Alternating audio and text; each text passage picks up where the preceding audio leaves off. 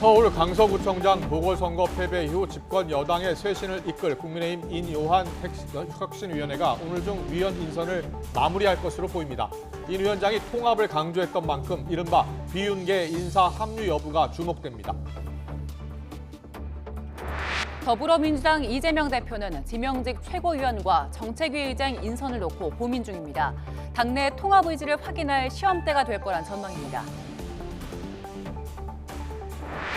이스라엘이 대규모 인질 석방 대화를 위해서 지상전을 며칠 늦출 것이라는 보도가 나왔습니다. 이스라엘 군도 전술, 전략적 이유로 지상전이 지연되고 있다고 인정했습니다. 하마스의 기습에 따른 이스라엘의 보복 공격 이후 가자 지구에서 어린이 2,300여 명이 숨진 걸로 나타났습니다. 지금까지 발생한 가자 지구의 사망자 40%에 이르고 있습니다. 소 럼피스킨병이 확산하면서 한우 고기 도매 가격이 13% 올랐습니다. 정부는 백신 접종을 전국으로 확대하고 늦어도 다음 달 초까지는 완료해 하루빨리 안정화를 이룬다는 계획입니다. 지난 8월 태어난 아기가 18,000여 명으로 8월 기준 역대 최저 기록을 경신했습니다. 특히 2년 9개월 만에 가장 큰 감소폭을 기록했습니다.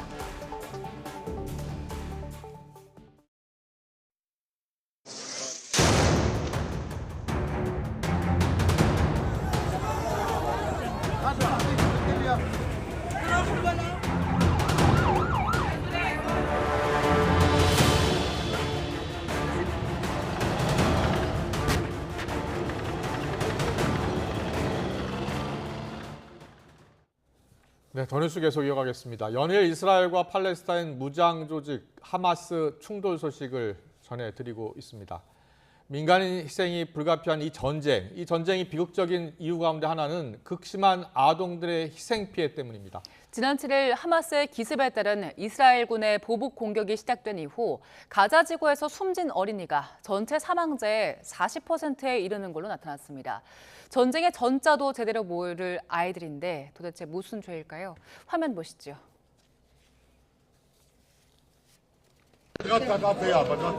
والله يغطي رجله يابا غطي لا يبرد غطي ابني لا يبرد بالله عليك بالله عليك ابني لا يبرد يابا يا ابو العز يا ابو العز يا ابو العز 또 아이가 목숨을 잃었습니다. 부포에 쌓인 아이를 부여잡은 아버지, 아이 얼굴을 몇 번이나 쓰다듬어 보고 뛰어하며 절규하고 마신 마음에 입맞춤도 해보지만 이미 감긴 눈을 다시 뜨게 할 수는 없습니다.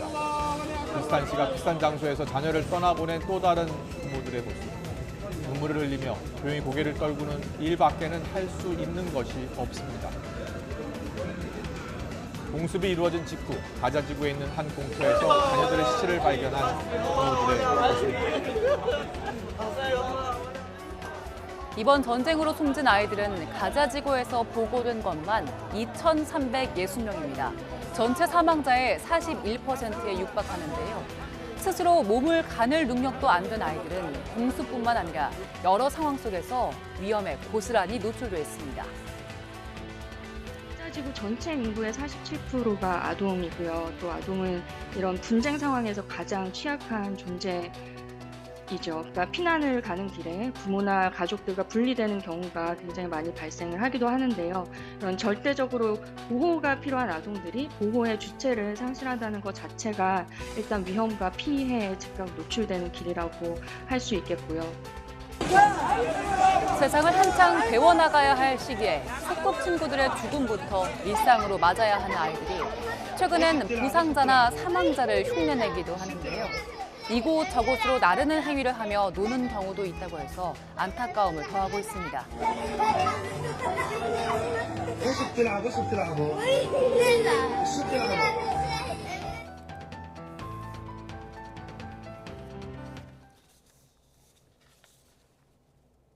이스라엘이 팔레스타인 가자 지구를 봉쇄하면서 물과 연료가 바닥나 의료 체계가 무너지고 있습니다. 영국 일간 가디언은 이스라엘의 폭격으로 인한 부상자와 폭격을 피하기 위해 몰려든 인파로 포화 상태인 가자 지구 병원들이 치료에 필요한 최소한의 필수 공급품까지 끊기며 한계에 내몰리고 있다고 보도했습니다. 현지 의료진과 국제구호기관들은 현재 가자 지구에서는 발전기를 돌릴 연료가 없어 휴대전화 불빛에 의지해서 수술을 하고 있고 마취제나 소독제도 없어서 식초를 사용하고 있다고 밝혔습니다. 먼저 가자 지구의 상황 전해드렸고요. 이번엔 이스라엘 소식 보겠습니다. 팔레스타인 하마스가 200명 이상의 인질을 억류하고 있는 걸로 알려진 가운데 이스라엘이 대규모 인질 석방에 필요한 대화를 위해 지상전을 며칠 늦출 수 있다는 의사를 보이고 있다고 미국 인터넷 매체 악시오스가 보도했습니다. 보도를 보면 이스라엘 정부 고위 관계자는 이스라엘과 미국 정부 모두 가자 지구에서 인질을 빼내기 위해 할 수 있는 모든 노력을 다하고 싶어 한다면서 만약 하마스가 큰 패키지를 제안한다면 우리는 그 대가로 무엇인가 할 준비가 돼 있다고 말했습니다. 이스라엘은 체포한 하마스 대원의 조사 영상을 공개했습니다. 엄청난 포상을 해줄 테니 가능한 많은 포로를 잡아오라는 지시를 받았다고 했는데요.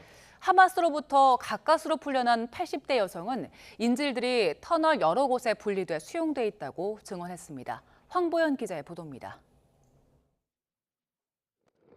지난 7일 가자지구 경계를 넘어 이스라엘 마을을 급습한 하마스 대원들. 민간인 군인 할 것 없이 닥치는 대로 쏘고 무자비하게 끌고 갔습니다. 이스라엘이 당시 공격에 가담했다 체포된 하마스 대원들을 조사하는 영상을 공개했습니다. 한 대원은 초기에 내려진 섬뜩한 지침에 대해 언급했습니다. هو التعميمات في بخصوص المدنيين كانت اللي هو يعني قتل الرجال الأسر اللي هو النساء والمسنين والأطفال. 하마스 지도부가 상당한 보상을 약속하며 인질을 최대한 많이 확보하라고 했다는 얘기도 나왔습니다. طهروا البيوت واخطفوا قد ما تقدروا أسرى لأنه في غزة اللي باخذ أسرى له مكافأة. قديش المكافأة قالوا لكم؟ شقة منزل بيت $10,000. 현재 하마스에 억류된 인질은 220여 명. 예상대로 미로 같은 가자지구 터널 곳곳에 갇혀 있는 것으로 보입니다.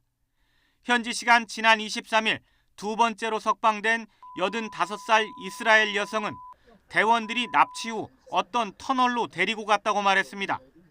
땅 속에 의외로 넓은 공간이 있었고 인질들은 터널 내 여러 곳에 나뉘어 감금됐다고 설명했습니다.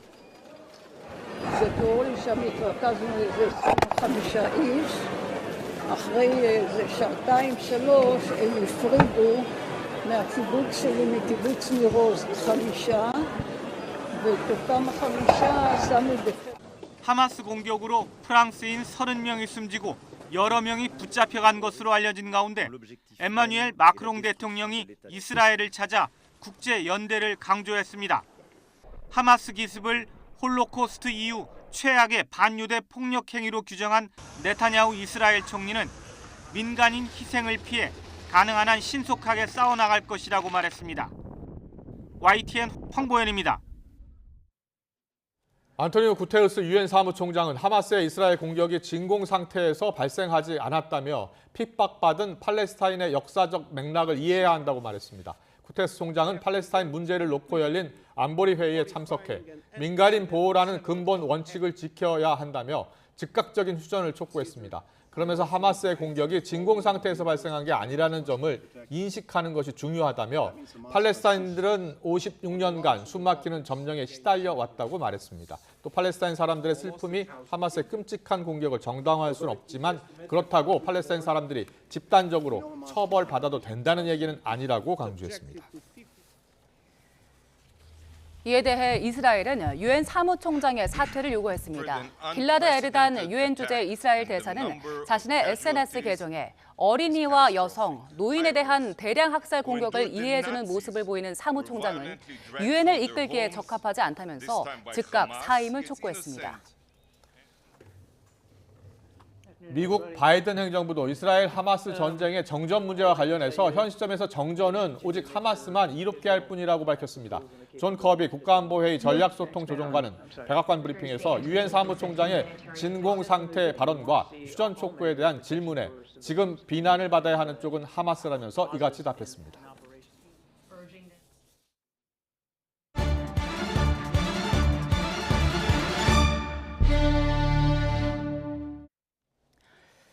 그동안 럼피스킨병이 발생하지 않았던 충북에 이어 강원도에서도 확진 사례가 나왔습니다. 그러자 방역당국이 백신 접종 대상을 전국의 소농가로 확대했습니다. 늦어도 다음 달 초까지는 백신 접종을 완료해서 하루빨리 안정화를 이룬다는 계획인데요. 취재기자 연결해서 자세한 상황 알아봅니다. 양희력 기자. 예, 농림축산식품부입니다. 네, 방역당국이 확보하기로 한 백신 물량이 얼마나 됩니까? 모두 400만 마리 분입니다. 방역당국이 전국의 소농장으로 백신 접종 대상을 넓히기로 했습니다.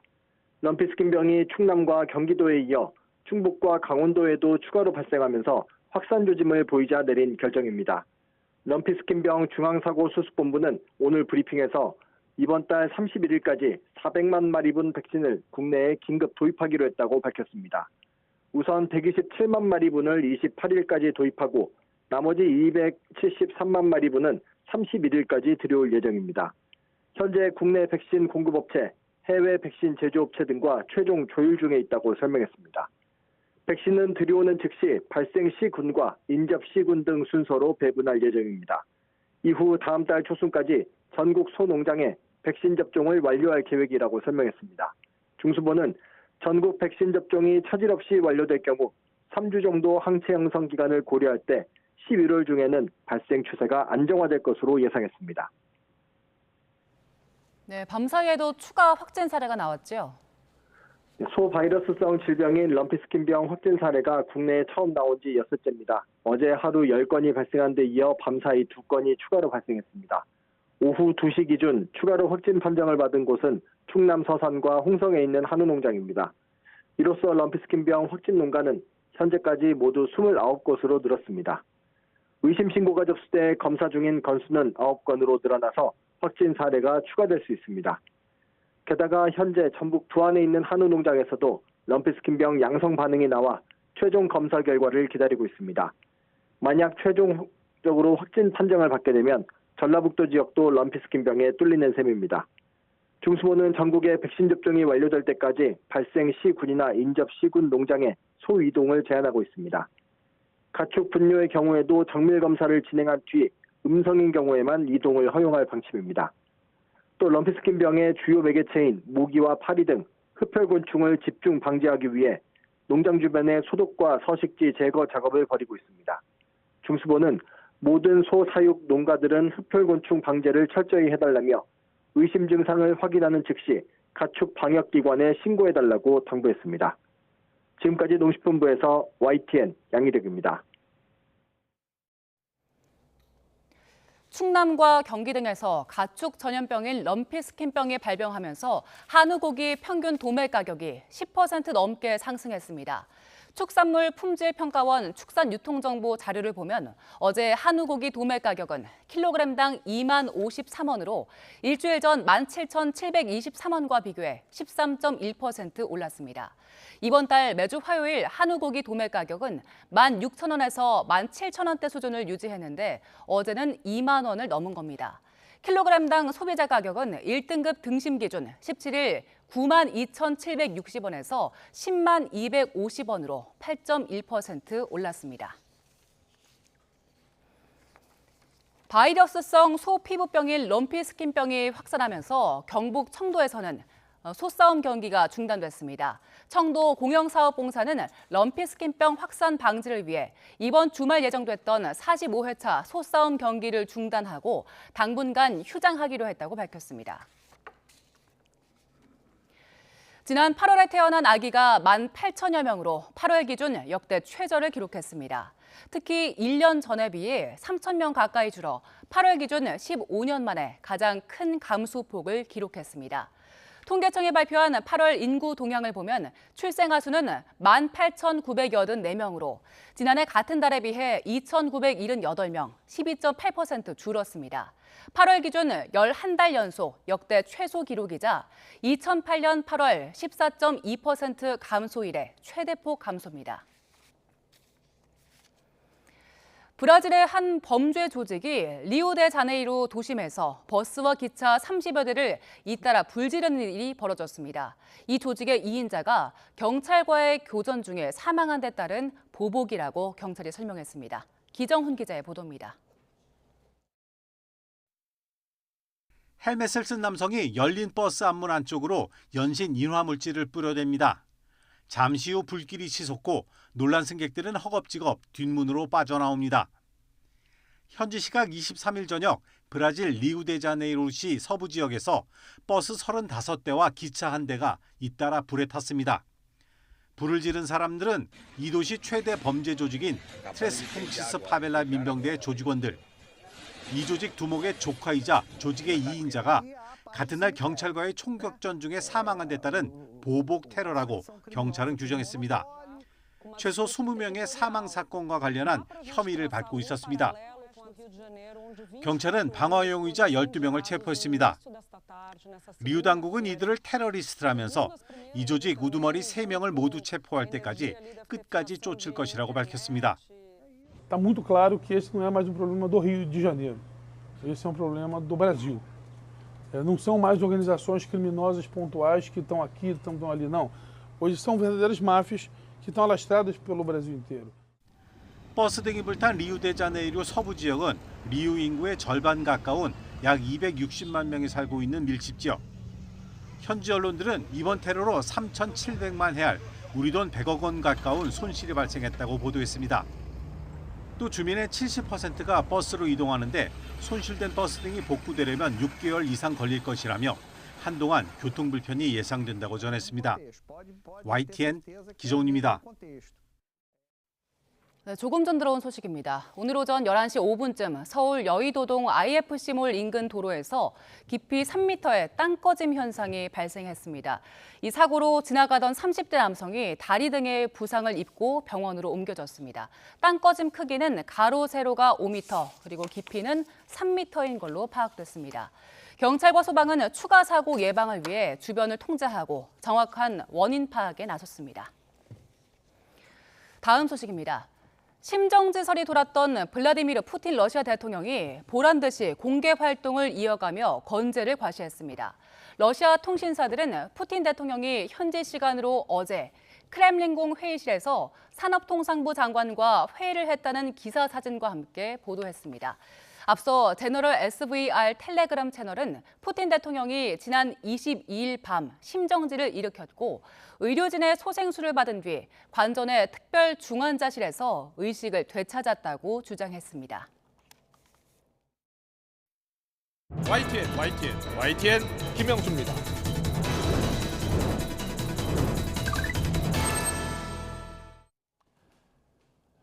이뇨한 국민의힘 혁신위원장이 당의 변화를 강조하면서 당대표는 물론 기회가 된다면 윤석열 대통령과도 거침없이 얘기할 것이라고 밝혔습니다. 대통령실과 당의 관계도 재정립하겠다는 뜻으로도 해석이 되는데요. 하지만 혁신위원 인선부터 난항입니다. 천하람 당협위원장은 김기현 체제 시간벌기용 허수아비 혁신위원을 할 생각이 없다면서 제안을 거부했고 더불어민주당 지도부에서도 핫바지 혁신위원장이 무슨 권한으로 성과를 내겠느냐며 평가절하했습니다. 이런 가운데 12월을 탈당 결단의 마지노선이라고 언급했던 이준석 전 대표는 신당을 만약에 한다면 비례신당이 아닌 다수당이 목표라는 입장까지 밝혔습니다. 이 전 대표가 내년 총선에서 당선되지 못하면 정치 생명이 마감될 수 있다고 한 김종인 전 비대위원장은 국민의힘 대표를 지냈다는 미련도 버리라면서 거듭 국회 입성 방안을 찾으라고 충고했습니다.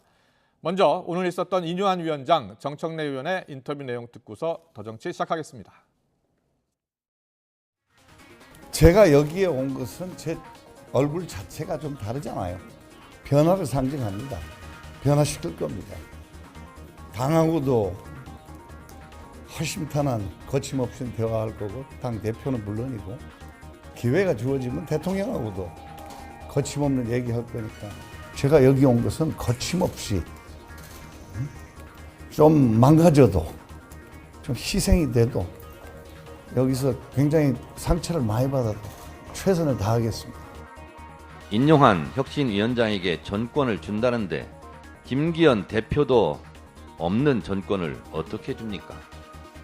바지 사장의 핫바지 혁신위원장이 무슨 권한으로 무슨 성과를 내겠습니까? 솔직히 말합시다. 정권의 혁신 대상 제1호는 윤석열, 제2호는 김건희 아닙니까? 인용환이 윤석열, 김건희를 혁신시킬 수 있겠습니까? 네, 오늘의 전국 현안 짚어보겠습니다. 김병욱 국민의힘 의원, 박성준 더불어민주당 의원 나와 계십니다. 어서 오십시오. 안녕하세요. 네, 안녕하세요. 예.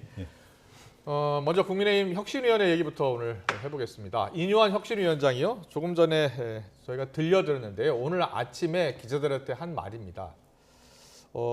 기회가 주어진다면 윤 대통령과 거침없이 이야기할 것이다라고 얘기를 했잖아요. 어떤 의미가 담겼다고 보세요?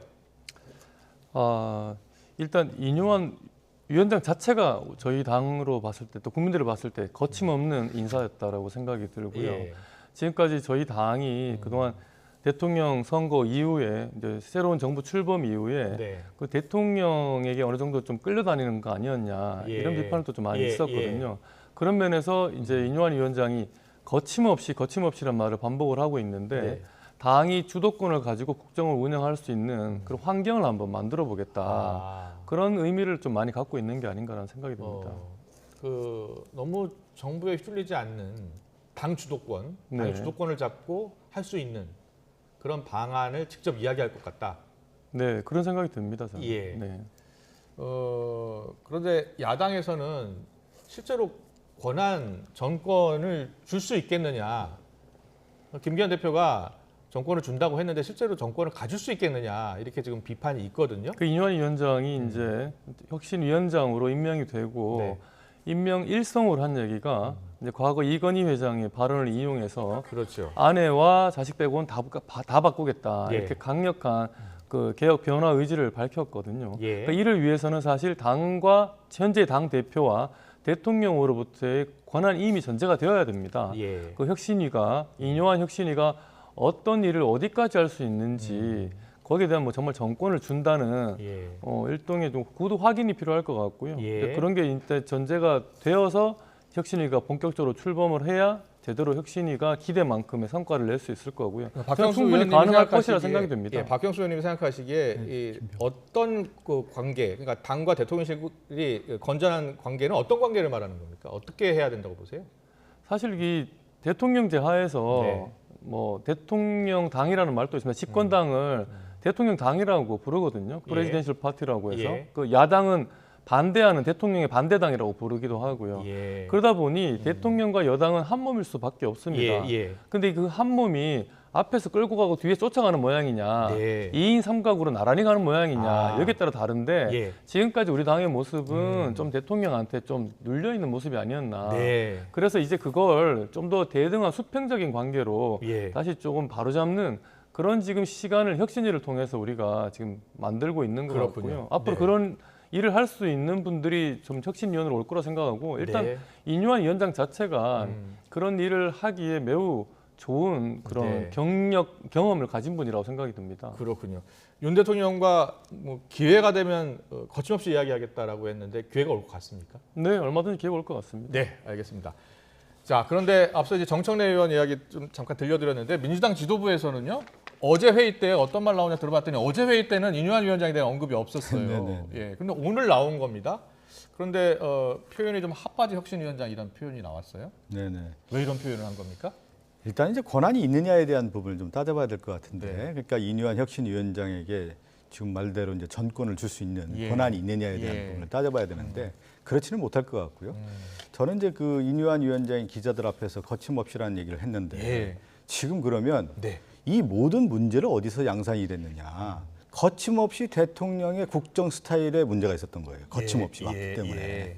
권력이라고 하는 것은 절제의 힘에서 오고 국민을 바라보고 할 때 정치가 이루어지는 건데 지금 대통령이 1년 반 동안 국민들을 바라볼 때 국민 바라보지 않고 민심 돌아보지 않고 거침없이 자기 하고 싶은 대로 온 거 아니냐. 여기에 대해서 날카로운 경고장이 좀 날아간 거 아니겠습니까? 그러면 상대적으로 김기현 대표도 거침없이 온 거예요, 지금까지. 그랬는데 또 다른 거침없는 인사혁신위원장이 왔을 경우에 이건 어떻게 되느냐. 지금 그러면 혁신위원장의 역할 중에 하나는 뭐냐면 마무리 투수 같은 역할도 필요한 거거든요. 지금 윤석열 대통령과 김기현 대표 체제 하에서 국정 운영이 제대로 안 됐다는 거 아니겠습니까? 그렇다고 했을 경우에 그 틈새 시장을 보고 혁신위원장이 어떻게 할 건가에 대한 부분을 이제 규정을 해야 되는 건데 저는 일단 너무 나오면서 거침없이라는 단어를 써서 예. 상당히 그러면 불협화음이 날 수 있는 확률이 상당히 높은 거다. 불협화음이요? 그럴 가능성이 큰 것이죠. 예, 예. 왜 그러냐면 혁신이라고 하는 것은 딱 두 가지 방향이 있는 거 아니에요. 하나가 뭐냐면 제도 혁신이 있는 거고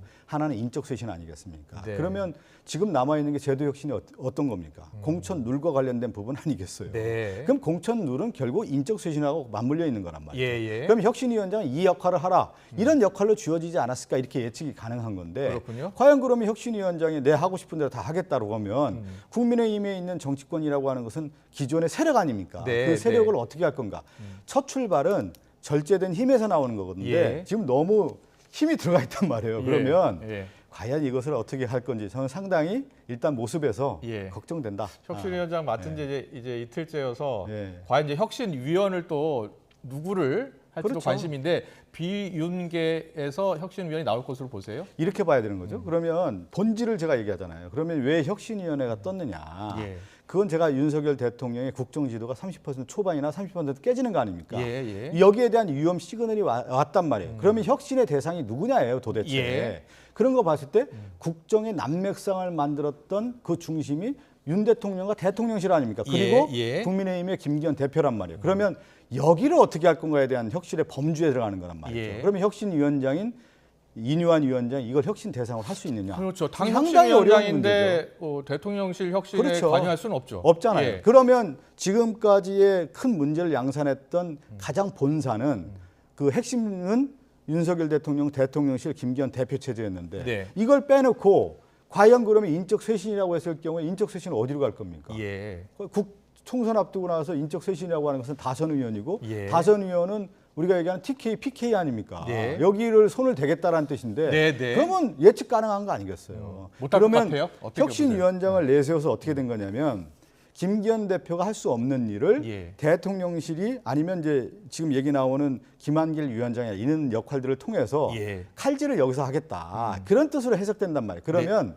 이미 이 싸움 자체가 네. 판이 복잡하게 돌아갈 수밖에 없는 판이다. 이렇게 묵혀지는 것이죠. 상당히 좀 더 어려울 것이다. 더 네. 충돌할 수도 있다라는 이야기를 했어요.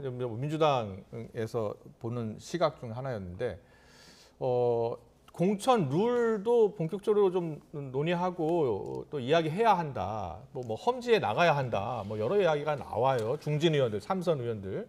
먼저 우리 이뉴한 혁신위원장이 예. 인선이 되고 갑자기 민주당과 언론이 조용해졌습니다. 네.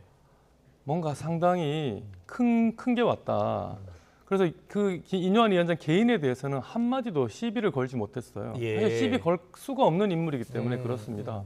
그 선조와 그 본인이 예. 정말 뭐 푸른 눈에 예. 한국인이다 하는데 제가 봤을 때는 오리지널 한국인이고 1등 고향이 한국 순천이시죠? 네, 예. 전주에서 태어났지만 순천에서 예. 자랐고요. 예. 1등 한국인이다. 그 선조부터 해서 대한민국의 독립과 그 호국과 예. 그 본인의 민주화까지 예. 대한민국 역사의 현장을 곳곳에서 그 정말 긍정적인 역할을 해오신 분들이고 그런 가문이기 때문에 예. 그 누구도 문제 삼을 수 없는 거고 그런데다가 이제 오늘 이제 하루 지나서 정청래 예. 최고위원이 뭐라도 트집을 잡고 싶고 그리고 저희 당이 지금 이뉴한 혁신위 체제가 순항을 해서 네. 다시 국민들로부터 좀 기대를 좀 얻게 될까 걱정이 되는 상황이다. 민주당은 네. 거침없이 민주당이 이재명 대표가 독선적으로 당을 운영해 온 거죠. 오히려 보면 예. 그런 민주당 이재명 체제가 지금 어떻게 지난번에 그 단식과 그 네, 구속영장 그거 부결로 해가지고 어느 정도 다시 안정을 찾은 것 같지만 여전히 그 지뢰 같은 게 다 매설돼 있거든요. 이재명 예, 대표의 예, 개인 예. 사법 리스크로 인해서. 예. 그래서 저는 오히려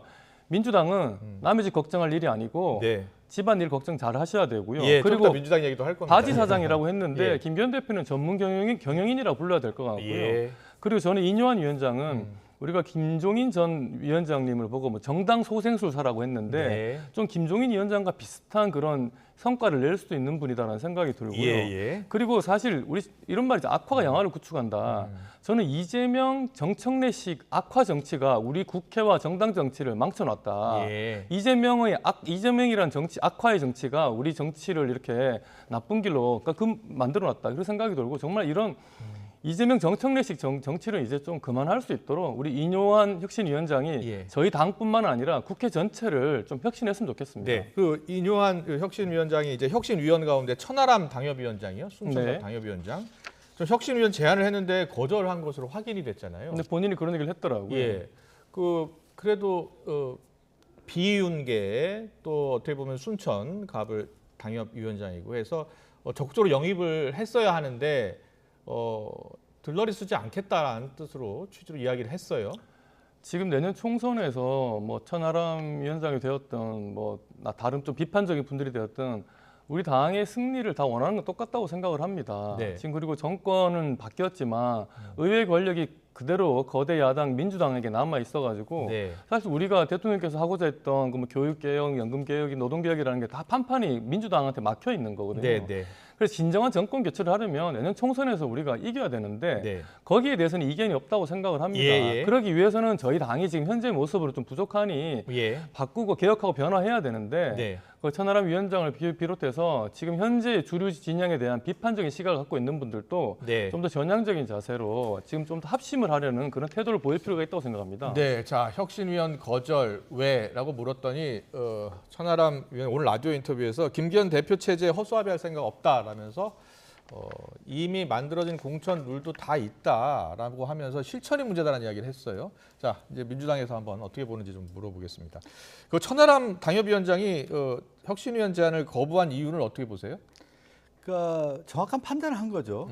이제 인유한 혁신위원장으로 실질적으로 아마 혁신이 되기 어렵다라고 하는 판단이고 그 예. 판을 결국은 이제 김기현 대표 체제가 가장 큰 원인인데 예. 그 대표 체제를 인정한 상태에서의 완충지대로서의 인유한 위원장을 삼았다라고 하는 것 자체가 예. 이것은 꼼수 아니냐라고 하는 판단을 했겠죠. 예. 그 판에 내가 놀아날 수는 없다라고 예. 하는 판단을 했었기 때문에 예. 거절했을 것 같고요. 예. 그러니까 이제 인유한 위원장은 이렇게 봐야 되겠죠. 지금 이제 국민의힘은 높이 평가할 수밖에 없는 거고 또 당연히 혁신위원장으로 모셔왔기 때문에 그분이 예. 성공을 기원하겠지만 이런 생각을 해봐야죠. 우리가 한국 정치라고 하는 것이 몇십 년 동안 이어져 왔고 우리가 민주화도 이루었던 나라 아니겠습니까? 네. 그러면 정당 내의 문제를 우리가 해결하지 못해서 그것도 외국인인 예. 한국인 귀화를 예, 했다고 하지만 국민입니다. 예. 그것도 의대의 특별귀화죠. 교수 아닙니까? 정치 전문가도 아니고 그런 분을 모셔다가 혁신위원장을 했다라는 것은 결국 국민의힘에 내적인 힘이 없다라고 하는 거. 예. 이제 국민의 힘을 못 받는 거예요. 예. 내적인 힘도 안 받쳐지는 거고 그 외과 수술적인 측면에서 인유한 위원장을 모셔왔는데 그러면 그것이 얼마나 국민의힘 내부의 취약성을 드러내는 것인가라고 네. 하는 것이 그대로 드러나는 거예요. 제대로 혁신을 하지 못할 것이다. 그리고 이렇게 이제 보시는 또 거죠? 하나 보죠. 예. 인유한 위원장이 그러면 정치 전문가도 아니고 정치 판단을 하기도 어려울 거고 네. 당내 역학 구조도 어려울 예. 텐데 그러면 누군가에게 손을 내밀어서 예를 들어서 손을 내밀어서 좀 얘기를 조언을 듣지 않겠습니까? 네. 그 조언급이라는 게 우리가 얘기하는 뒷배인 거예요. 네. 그러면 인유한 위원장의 뒤에는 누군가가 힘을 작용할 수밖에 없는 거다. 그러니까 허수아비일 수 있다. 알겠습니다. 이렇게 얘기하는 것이죠. 예, 잘 들었습니다. 일단 뭐 내일 혁신위원들도 한 6명인가요? 7명 발표한다고 하니까 좀 더 지켜보고요. 이런 가운데 이준석 전 대표 이야기가 또 나오기 시작했고 이준석 전 대표의 신당 관련 이야기가 계속 나오고 있습니다. 자, 유승민, 이준석 신당 창당설 또다시 주목받고 있는데요. 이와 관련해서 김종인 전 비대위원장, 이 전 대표 이렇게 이야기했습니다. 듣고 오겠습니다. 이준석 대표의 경우는 지금도 내가 당의 대표까지 했는데 나를 이렇게 할 수 있느냐는 이런 생각에 가득 차 있어요. 그러니까 억울하기도 하고 딱 단절을 하고서 어떻게든지 내년에 국회에 들어갈 수 있는 그런 방안을 강구하라고 나는 그렇게 권고를 했는데 어떻게 들어가야 됩니까? 국회에 들어가는 방법. 뭐 신당 여러 가지 창당에서 방법이 있을 수 있어요. 비례대표. 대구 비례대표도 출마? 아니고 뭐 어디 가서 뭐 자기가 적절히 좋다고 하는 데 가서 출마할 수도 있고 그런 거죠. 무소속으로라도 출마해라. 무소속으로 출마를 하든지 하여튼 어떤 방법이 있을 수가 있어요. 같이 할 사람들을 만난다는 거는 뭐든 할 수 있다는 거죠. 근데 거기에 신당도 포함이 되는 거 아니에요? 당연히 배제하지 않고 가는 거죠. 저는 신당을 고민하고 있지 않지만은 내가 신당을 만약 하게 된다면은 저는 비례신당 같은 거 할 생각 없습니다. 저는 예를 들어 비례신당에서 이준석의 입성 그 자체를 목적으로 하는 무슨 뭐 이런 할 거면은 오히려 정당으로서 진짜 무슨 정의당 같이 이념정당 할 거 아니면은 현실적으로 다수당이 되기 위한 목표를 추진할 수 있는 형태로 가야 된다. 무조건 이렇게 봅니다. 네, 김병우 의원께 물어봐야겠는데 이준석 전 대표 바로 전 당 대표였잖아요. 근데 뭐 신당 창당 이야기 나오고 있어요. 어떻게 들으셨어요? 뭐 가능성을 아예 닫아놓지는 않았다 이렇게 얘기는 하고 있습니다만은 네. 실제로 신당을 창당하는 것은 매우 또 물리적으로도 상당히 복잡하고 어려운 일입니다. 네. 그리고 저희 당 같은 경우에 과거에 이제 박근혜 대통령 탄핵 과정에서 당이 이렇게 쪼개지면서 그 새롭게 이제 탈당해서 만든 당이 정말 갓난 신고를 겪고 다시 통합이 되어서 돌아왔단 말이에요, 친정으로. 그런 과정을 이준석 대표도 유승민 대표도 마찬가지로 다 겪었기 때문에 그런 그 당을 새로 만들고 그 당을 운영한다는 게 얼마나 힘이 든지 잘 알고 있기 때문에 쉽게 그런 결정을 내리지 않을 거라고 생각을 합니다. 당내에서는 좀 더 포용을 해야 되는 것 아니냐. 이준석 전 대표가 됐든 유승민 전 의원이 됐든 이런 이야기들 많이 나오는데 그런 그 이야기에 대해서는 어떤 생각이세요?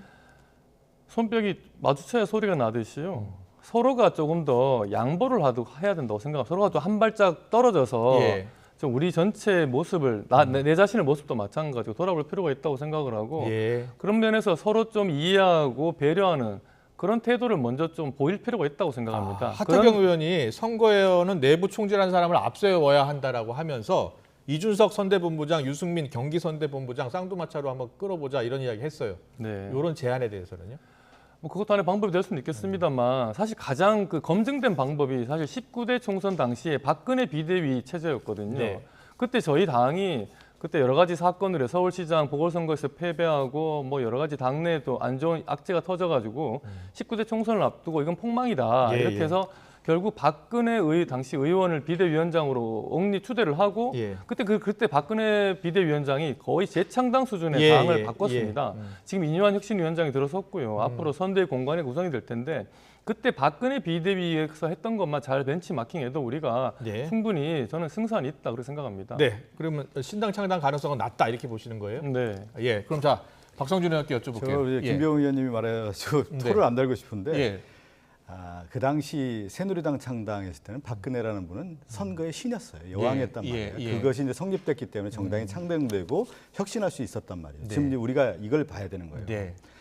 이준석 신당이라고 하는 것이 왜 떴냐. 그럼 대통령의 지지율이 빠지니까 신당이 뜨는 거 아니겠습니까? 이게 악순환인 거예요. 그러면 대통령의 지지율이 빠지면 신당이 뜨는 거고 또 신당의 탄력이 받으면 대통령 지지율은 더 빠지는 거예요. 그럼 과거에 대선 과정에서도 이준석과 윤석열 후보와 갈라졌을 때 대선 후보의 지지율이 빠지는 거 아니겠습니까? 그럼 뭐냐면 지금까지 윤석열 대통령을 지지했던 보수층뿐만 아니라 젊은 층을 기반으로 했던 지지층들이 빠져나가는 겁니다. 그렇기 때문에 이게 악순환이 되는 거고 국민의힘은 어쩔 수 없이 이제 끌려가는 형국이 되는. 신당 창당 가능성 높다고 보세요? 신당 창당 가능성은 대통령의 지지율이 더 빠질수록 신당 창당 가능성이 있는 것이죠. 탈색하려고 하는 거겠죠. 그렇지만 이제 여기서 또 악순환은 신당 뭐냐면 창당은 이준석 지금 전 대표라든지 유승민 전 의원이 탈당을 해서 신당한다는 말씀이세요? 그럴 가능성이 있는 것이죠. 왜 그러냐면 지금 있을 수 없는 일이에요. 이준석과 유승민을 내세워서 국민의힘이 선거를 치른다? 보기도 싫은 건데 어떻게 그 사람들 내세워? 그러면 예를 들어서 그러면 이준석과 유승민의 정당이 되는 거예요. 그렇게 하고 나서 총선의 결과에 따라서 그러면 윤석열 대통령의 지지 기반이라고 하는 것이 더 취약해지는 거고 그 당은 어떻게 되면 이준석과 유승민의 당이 돼서 헤게모니를 여기서 가져가는 거기 때문에 이게 용납할 수 없는 문제이기 때문에 그것은 있을 수 없는 일이고 또 하나는 지금 선거전이 바뀌었단 말이에요. 지난 대선에서도 우리가 명확하게 하는 게 왜 이준석이라는 그 사람이 대선 대표일 때 민주당이 왜 힘을 많이 못 썼냐. 이준석이 방송에 나와가지고 공중전, 여론전, 기동전, 게릴라전을 한 거 아니에요, 혼자.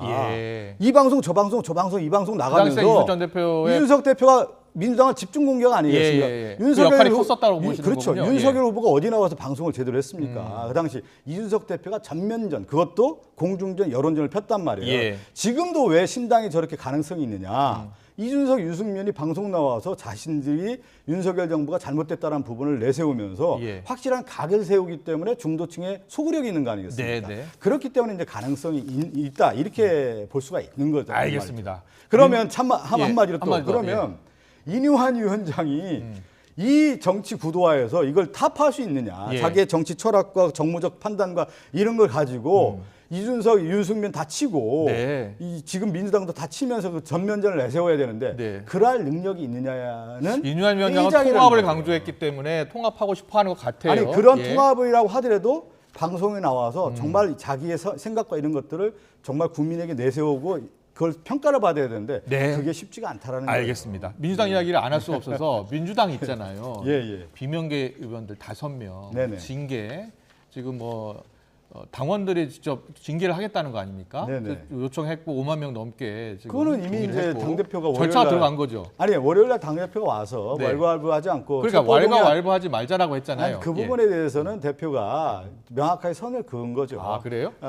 작은 차이를 밀어둔 게 극복하고 아니에요? 작은 차이를 극복하고 단합의 길로 가자라고 당 대표가 얘기한 거기 때문에 네. 그것이 저는 이제 당내 분위기로 이제 분위기 잡힐 거라고 봅니다. 아 네. 그래요? 그런 일은 그럼 없는 아니 왜 그러면 겁니까? 정당 내에서는 이제 여러 목소리가 있기 마련이죠. 그러니까 정청래 왜 의원은 그러냐면 아니다 밀어놨다라고 하던데. 그렇지는 않고요. 예. 제가 볼 때 이제 당 대표가 그런 말씀을 하셨고 예. 그런 정치 언어를 했기 때문에 당원들도 그 방향으로 저는 그런데 수긍하고 갈 거라고 오늘 봅니다. 뭐 여러 언론 뭐 그동안 계속 언론에 나왔던데 그 비명계 의원들 지역구에 친명계 당협위원장들 내지 친명계에서 적극적으로 지금 뭐 나서고 있다라는 이야기 나오잖아요. 지금 저희가 정리를 했습니다. 화면을 좀 보면 자객공천 이야기도 나왔고요. 자객공천이라는 말이 있을 수가 없는데 예. 지금 민주당도 그렇고 국민의힘도 경선이 기본 아닙니까? 네. 저도 마찬가지로 제 지역구에 뭐 출마하려고 하는 사람도 있고 다른 모든 현역 의원들의 박성준 의원님은 친명계 의원 아니 그러니까 친명뿐만 아니라 다른 사람들도 예. 출마하려고 준비를 하는 거 아니겠어요? 예. 다 그건 마찬가지라는 거예요. 네. 그래서 예. 현역 의원에게는 경선이라고 하는 부분이 있기 때문에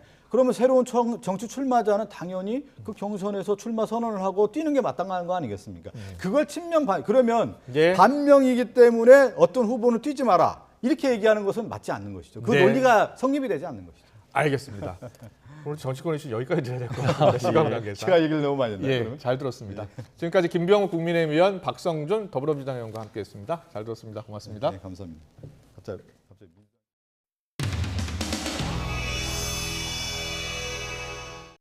1차, 2차, 3차 심의 때까지 별 문제가 없었기 때문에 이 잼버리 사태 이후에 급격하게 입장이 바뀌면서 이 보복성 삭감이라고 생각합니다.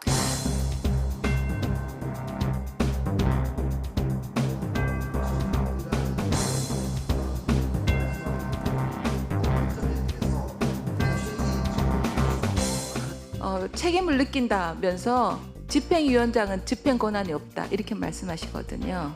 잼버리 행사에 간식을 공급한 곳이 전북의 사무기기 판매 업체였고요. 네, 의원님께서 말씀하신 그런 여러 가지 계약 사항은 전부가 이 조직위 사무국 제가 그렇게 말씀하실 줄 알았습니다. 소관 사무기 때문에 잠깐만요. 제가 이 뻔한 부분은 답변입니다. 75% 공무원 파견하고 파견은 여가부가 사정사정해서 해줬어. 내가 몰라. 여가부한테 맡기니까요. 지사님, 지역 언론에서 그 도지사님 조은 의원이 아까 얘기한 전북도 공무원들이 조직에 파견 나가서 네. 역할이 뭡니까? 조직위원회에 소속돼서 조직위 사무총장의 지시를 받으면서 거기서 일을 하게 되는 겁니다. 알겠습니다. 네. 수고하셨습니다. 전북 고창 출신입니다만 지역구는 서울 은평에 있습니다. 그래서 아마 5월 31일 날 6,626억이 반영됐을 때 그래도 예상했던 새만금 사업이 계획대로 가겠구나 생각을 하셨을 겁니다. 정부안이 발표되니까 5,147억 원의 예산안이 무더기에 삭감됐습니다. 아마 깜짝 놀라셨을 것 같은데 상식적이지 않고 과거에 이런 사례도 없었기 때문에 잼버리 사태와 관련이 있는 것으로 저희들은 생각할 수밖에 없습니다. 네, 수고하셨습니다. 고향에 대한 애정이 강하십니다.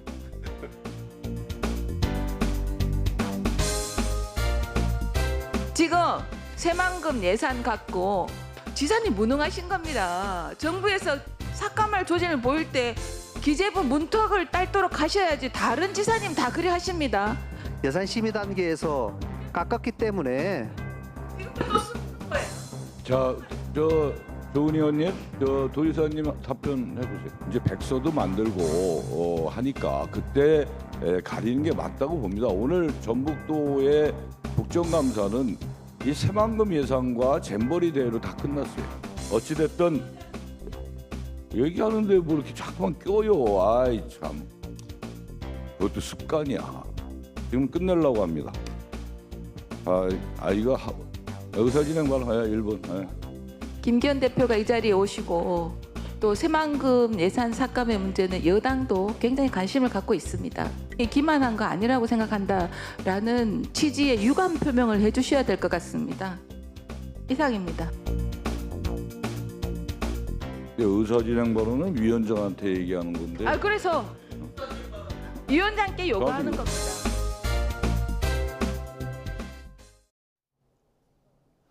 오늘도 완연한 가을 날씨가 이어지고 있습니다. 기온도 예년 수준을 웃돌며 낮 동안 선선함이 감돌고 있는데요. 하지만 해가 지고 나면 기온이 금세 떨어져 쌀쌀해지겠습니다. 옷차림에는 각별히 주의하셔야겠습니다. 내일 서울 등 중부지방은 하늘빛이 다소 흐리겠고요. 중서부 지방을 중심으로는 공기까지 탁해지겠습니다. 또 수도권과 영서지방은 내일 오후부터 밤부터 모레 새벽 사이에는 충청과 호남 지방 쪽에도 가끔 비가 내리겠습니다. 내일 아침 기온은 오늘과 비슷하거나 조금 높겠습니다. 서울이 15도, 대전이 13도, 광주도 13도, 대구는 11도에서 출발하겠고요. 낮 기온은 오늘과 비슷해서 선선하겠습니다. 서울이 21도, 대전이 22도, 광주와 대구가 23도, 부산도 23도를 보이겠습니다. 금요일인 모레 동풍의 영향을 받는 동해안에도 가끔 비가 내릴 전망입니다. 지금까지 날씨 정보였습니다. 네, 이슈를 더 쉽게 전해드리는 더 뉴스, 내일은 더 준비하겠습니다. 잠시 뒤에는 뉴스큐가 방송됩니다. 시청해주신 여러분 고맙습니다.